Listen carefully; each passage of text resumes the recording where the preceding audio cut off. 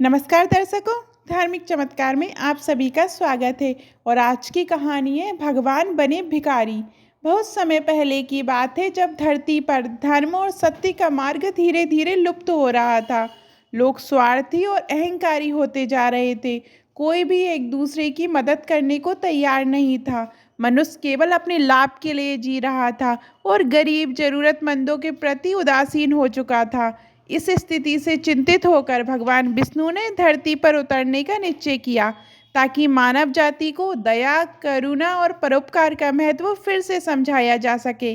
भगवान विष्णु ने अपने भक्त नारद मुनि को बुलाया और कहा, हे नारद, इस संसार में मनुष्यों के हृदय से करुणा समाप्त हो रही है। वे परोपकार और सेवा के मार्ग से भटक रहे हैं। अब समय आ गया है कि मैं स्वयं धरती पर जाकर उन्हें ये सिखाऊं कि दूसरों की मदद करना और निस्वार्थ भाव से सेवा करना कितना आवश्यक है।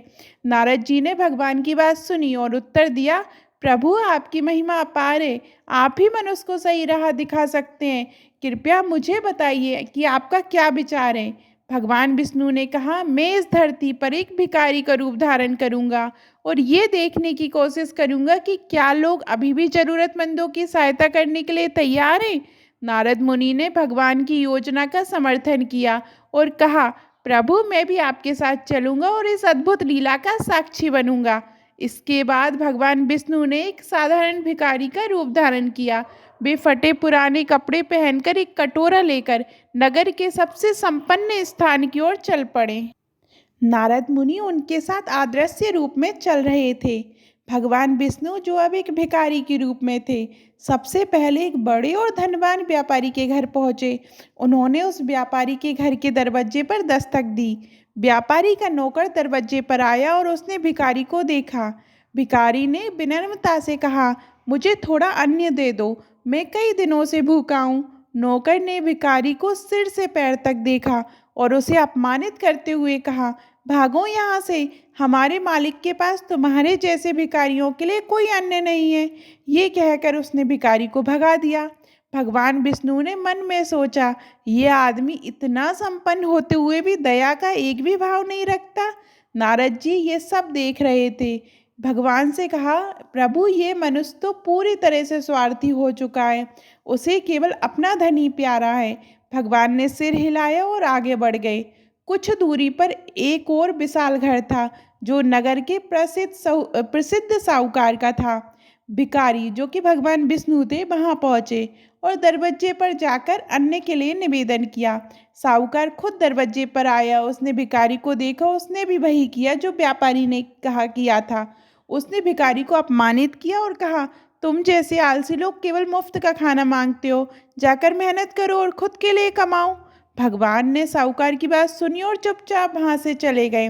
नारद मुनि ने कहा, प्रभु, ये संसार तो पूरी तरह स्वार्थी हो चुका है। क्या यहाँ कोई ऐसा है जो आपकी परीक्षा में खरा उतरेगा। भगवान ने मुस्कुराते हुए कहा, धैर्य रखो नारद, हमें अभी और प्रयास करना होगा। अब भगवान विष्णु एक छोटे से झोपड़ी नुमा घर के पास पहुंचे जो एक वृद्धा का था।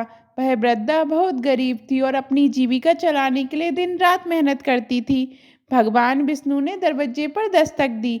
वृद्धा बाहर आई और उसने भिखारी को देखा। उसके चेहरे पर करुणा और प्रेम का भाव था।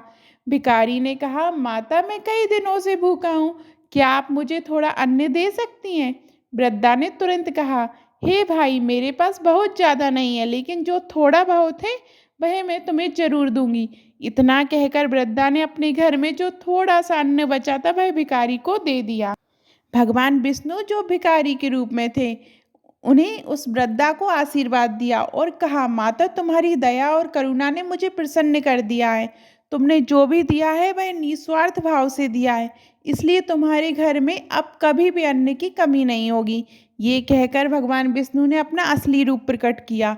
वृद्धा भगवान विष्णु को अपने सामने देखकर खड़ी की खड़ी रह गई, चौंक गई। उसने भगवान के चरणों में गिरकर कहा, प्रभु, आप स्वयं मेरे घर पधारे हैं। ये तो मेरा सौभाग्य है। भगवान विष्णु ने उसे आशीर्वाद दिया और कहा, तुम्हारी सच्ची करुणा और निस्वार्थ सेवा ने मुझे प्रसन्न किया है। यही सच्चा धर्म है, दूसरों की मदद करना और ज़रूरतमंदों की सहायता करना। ये कहानी हमें सिखाती है कि परोपकार और सेवा सबसे बड़ा धर्म है। भगवान की नज़र में धन और संपत्ति का कोई मोल नहीं है, बल्कि सच्ची करुणा और दूसरे की मदद करने का भाव सबसे अधिक महत्वपूर्ण है।